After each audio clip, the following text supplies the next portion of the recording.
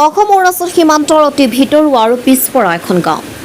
নদিহিং নদীৰ কাষত অৱস্থিত এইখন গাঁও।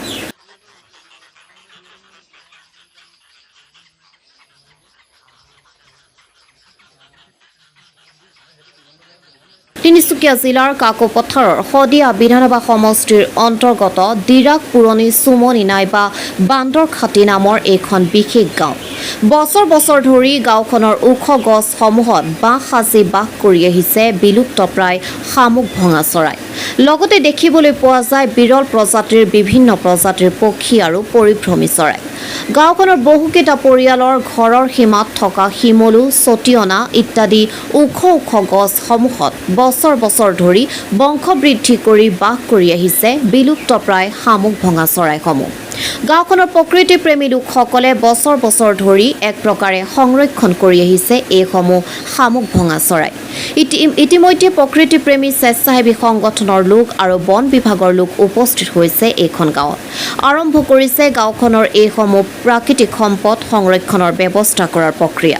জৰীপ কৰিছে শামুক ভঙা চৰাই বাস কৰা বাৰীৰ গৰাকী তথা পৰিয়ালসমূহৰ। আগন্তুক দিনত এইখন গাঁৱক স্বেচ্ছাসেৱী সংগঠন আৰু ৰাইজৰ সহযোগত বন বিভাগে পৰ্যটন ক্ষেত্ৰৰূপে গঢ় দিয়াত গুৰুত্ব প্ৰদান কৰিছে।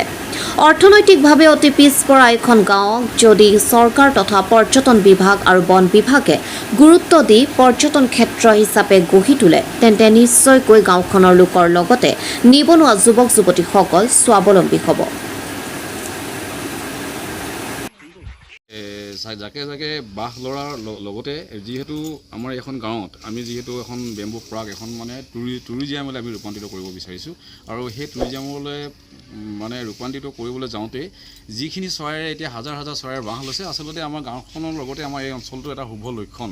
যিহেতু প্ৰকৃতিয়ে যিটো প্ৰকৃতি গছ গছনিৰ পৰা আদি কৰি ফল মূল জীৱ জন্তুৰ পৰা আদি কৰি প্ৰকৃতিয়ে যেতিয়া মানে ইমান হাজাৰ হাজাৰ মানে হাবি জংঘল গাঁও বিল নদী থকাৰ পাছতো আমাৰ লেখীয়া এই সাধাৰণ এই গাঁওখনত আহি যেতিয়া প্ৰকৃতি শামুক ভঙা আৰু শামুক ভঙাৰ লগতে বৰটোকোলাৰ পৰা আদি লগতে বিভিন্ন ধৰণৰ চৰাই যেতিয়া বাহ লৈহি আমাৰ অঞ্চলটো বহুত সৌভাগ্যৱান বুলি আমি ভাবোঁ। লগতে এই চৰাই চিৰিকটিখিনি লগতে আমি এখন টুৰিজিয়াম ছেক্টৰলৈ যেন আমাৰ অসম চৰকাৰলৈ লগতে টুৰিজিয়াম বিভাগলৈ আমাৰ এটা অনুৰোধ যে টুৰিজিয়াম বিভাগলৈ আমাক এইটো কৰি আমাক এটা আৱাস কৰি সহায় কৰিলে আমাৰ ভাল হয়। লগতে আমি এই অঞ্চলটোৰ উন্নয়নৰ ক্ষেত্ৰত বেম্বু পাৰ্ক আৰু পক্ষী উদ্যানৰ লগত এখন আমি নামাকৰণ কৰি যেন মানে পক্ষী উদ্যানৰ বা জীৱ জন্তু বিভাগৰ লগত যোগাযোগ কৰি আমাৰ লগত যোগাযোগ কৰি এখন টুৰিজিয়ামলৈ ৰূপান্তৰিত কৰিবলৈ বা ভৱিষ্যতে হ'ব বুলি আমাৰ ফালৰ পৰা আশাবাদী। আৰু ৰাইজে যিহেতু এতিয়া কিছুমান চৰাই মাৰিছে ৰাইজলৈ কি আহ্বান জনাব?